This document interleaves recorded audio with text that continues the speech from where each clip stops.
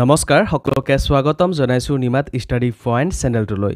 আজি আমি এই ভিডিঅ'টোৰ মাধ্যমেৰে HS second year history chapter 3 বন্ধুত্ব জাতি আৰু শ্ৰেণী প্ৰাৰম্ভিক সমাজ শীৰ্ষক পাঠৰ সকলোবোৰ মোষ্ট ইম্পৰ্টেণ্ট অতি চমু প্ৰশ্ন উত্তৰ আলোচনা কৰিম। আজিৰ এই ভিডিঅ'টোত আমি যিবোৰ প্ৰশ্ন উত্তৰ আলোচনা কৰিম এইবোৰ প্ৰশ্ন উত্তৰ তোমালোকৰ এক্সামত প্ৰায়ে আহি থাকে, সো ভিডিঅ'টো প্লিজ শেষলৈকে চাবা। যদি তুমি এতিয়ালৈকে এই চেনেলটো সাবস্ক্ৰাইব কৰা নাই তেন্তে প্লিজ চেনেলটো সাবস্ক্ৰাইব কৰি দিবা আৰু এইটো ভিডিঅ' তোমালোকৰ বন্ধু বান্ধৱী অথবা হিষ্টৰীৰ হোৱাটছআপ গ্ৰুপত শ্বেয়াৰ কৰি দিবা। মৰমৰ ছাত্ৰ ছাত্ৰীসকল, এইটো ভিডিঅ'ৰ ডেছক্ৰিপশ্যনত এইচএছ ছেকেণ্ড ইয়াৰ হিষ্টৰীৰ সকলো চেপ্টাৰৰ ভিডিঅ'ৰ প্লেলিষ্টৰ লিংক দিয়া আছে, তাত ক্লিক কৰি তোমালোকে সকলো চেপ্টাৰৰ ভিডিঅ'বোৰ চাই ল'বা। সো বলা তেন্তে বেছি পলম নকৰি আজিৰ ভিডিঅ'টো আমি আৰম্ভ কৰোঁ। অতি চমু প্ৰশ্ন উত্তৰ মূল্যাংক 1 নম্বৰ প্ৰশ্ন, মহাকাব্য মহাভাৰতখনৰ ৰচক কোন আছিল? উত্তৰ, মহাকাব্য মহাভাৰতখনৰ ৰচক আছিল ব্যাসদেৱ। 2 নম্বৰ প্ৰশ্ন, কুৰুক্ষেত্ৰ যুদ্ধৰ অৰ্জুনৰ ৰথৰ সাৰথি কোন আছিল? উত্তৰ, কুৰুক্ষেত্ৰ যুদ্ধৰ অৰ্জুনৰ ৰথৰ সাৰথি আছিল শ্ৰীকৃষ্ণ।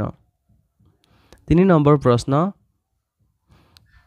বৰ্ণৰ আধাৰত সমাজক কেই ভাগত ভাগ কৰা হৈছে? উত্তৰ, বৰ্ণৰ আধাৰত সমাজক 4 ভাগত ভাগ কৰা হৈছে। 4 নম্বৰ প্ৰশ্ন, বৰ্ণ ধৰ্ম আৰু আদৰ্শ জীৱিকা কাক কোৱা হয়? 4 নম্বৰ প্ৰশ্ন, বৰ্ণ ধৰ্ম আৰু আদৰ্শ জীৱিকা কাক বোলা হয়? উত্তৰ, ধৰ্মসূত্ৰ আৰু ধৰ্মশাস্ত্ৰ মতে প্ৰতিটো বৰ্ণৰ বাবে নিৰ্ধাৰিত কৰ্ম বা ব্যক্তিকেই বৰ্ণ ধৰ্ম বা আদৰ্শ জীৱিকা বোলা হয়। 5 নম্বৰ প্ৰশ্ন, স্বজনীয়তা কাক কোৱা হয়? উত্তৰ, পৰিয়ালৰ মাজেৰে গঢ় লোৱা আত্মীয়তা সম্পৰ্ককেই স্বজনীয়তা বোলে। 6 নম্বৰ প্ৰশ্ন, অন্তৰ্বিবাহ কাক বোলে? উত্তৰ, একে জাতি গোত্ৰ বা সমূহৰ ভিতৰত হোৱা বিবাহকে অন্তৰ্বিবাহ বোলা হয়।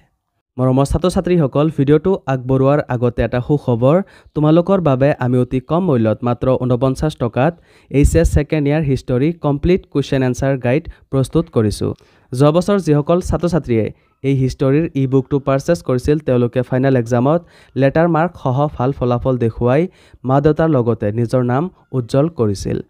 তোমালোকেও যদি মাত্ৰ 49 টকাত এই ই বুকটো পাৰচেছ কৰি পৰীক্ষাত লেটাৰ মাৰ্ক সহ ভাল ফলাফল দেখুৱাই মা দেউতাৰ লগতে নিজৰ নাম উজ্জ্বল কৰিব বিচৰা তেন্তে স্ক্ৰীণত দিয়া হোৱাটছআপ নাম্বাৰ অথবা ডেছক্ৰিপশ্যনত দিয়া লিংকত ক্লিক কৰি অতি সোনকালে আমাৰ টীমৰ লগত কণ্টেক্ট কৰা। ধন্যবাদ। 7 নম্বৰ প্ৰশ্ন, দ্ৰৌপদীৰ পিতৃ কোন আছিল? উত্তৰ, দ্ৰৌপদীৰ পিতৃ আছিল পাঞ্চাল ৰাজ দ্ৰুপদ। 8 নম্বৰ প্ৰশ্ন, দ্ৰোণাচাৰ্যই কাক শ্ৰেষ্ঠ ধনুৰ্বিদ হিচাপে প্ৰতিষ্ঠা কৰিব বিচাৰিছিল? উত্তৰ, দ্ৰোণাচাৰ্যই মধ্যম পাণ্ডৱ অৰ্জুনক শ্ৰেষ্ঠ ধনুৰ্বিদ হিচাপে প্ৰতিষ্ঠা কৰিব বিচাৰিছিল।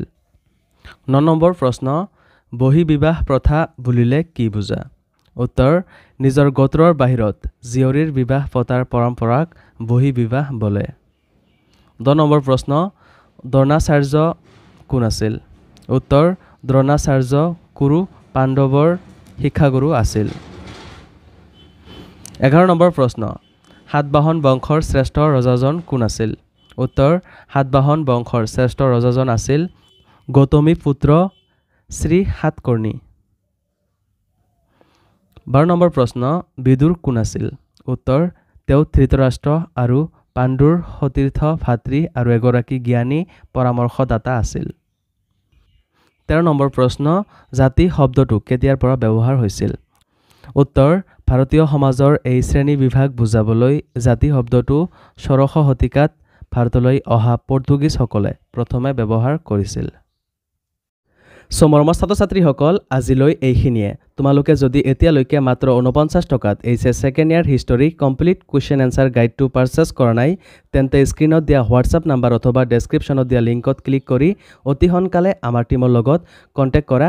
ধন্যবাদ।